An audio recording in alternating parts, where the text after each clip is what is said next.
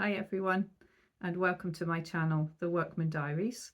It's now day 11 since I had capsular release surgery, that surgery to release a frozen shoulder. And the reason for this vlog is partly for my own benefit, so I can catalogue my journey, but also in case anyone is having the same surgery or is interested in it or has any questions. So I'm not doing too bad. My shoulder is quite sore at times, particularly at night. I'm still waking up with it. But my exercises, I'm doing them regularly, every 3 to 4 hours. I have a set of about 7 that I'm doing. And I should have seen a physiotherapist today in the flesh for the first time since I left hospital. But because of where I live, I'm in Shetland, uh, we were fully snowed in, so we couldn't get there. So that's been cancelled. So I spoke to the physio this morning, and she encouraged me that I'm doing the right things. I thought I could only push to the pain, not through the pain, but she says no. As long as you're careful, you can push a bit further, and also as long as I'm taking my painkillers, which I am. So I'm determined. I'm determined to do that. I did see this morning online another lady that's had the same surgery as me, and she has full range of motion immediately, and that can make you feel a little bit discouraged if you don't feel like you're at the stage other people are. But it's all about pushing on through, isn't it, and persevering. And I know for some it takes a little bit of time. I definitely have more range of motion than I had before I went for surgery. I'd been incredibly restricted. So the other thing is I should have had my stitches out this afternoon, but couldn't do that either because we can't get to the doctor. So that's been put off till next week. So I've got 3 entry points here.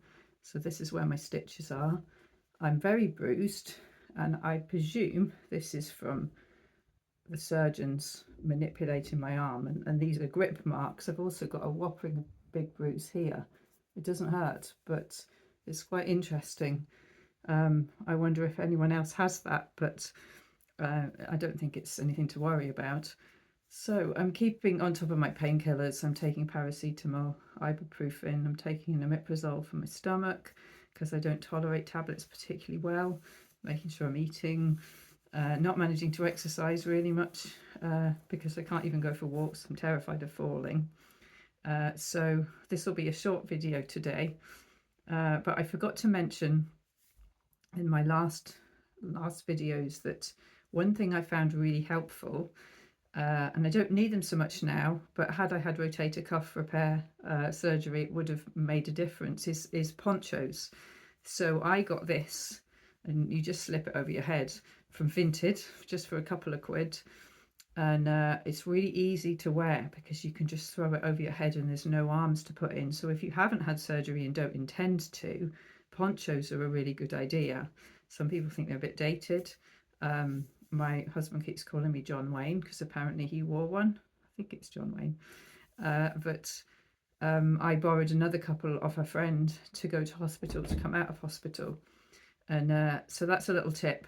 Also, I'm wearing very easy joggers and leggings, things that are easy to wear, but I'm actually more able to get dressed and stuff than I used to be. So I can actually get my arm much higher than I used to be able to, but it's not fully up yet.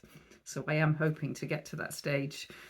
So another little thing that was helpful was I'm going to be seeing a private physiotherapist. I've seen her a lot before I had the surgery, and I mentioned this to the physio at the hospital, and he said, oh, make sure you get an operation note of what they did in surgery so you can hand that to the physiotherapist. So I have that. So I have details of everything they did under anaesthetic and what they managed, what kind of range of motion they got.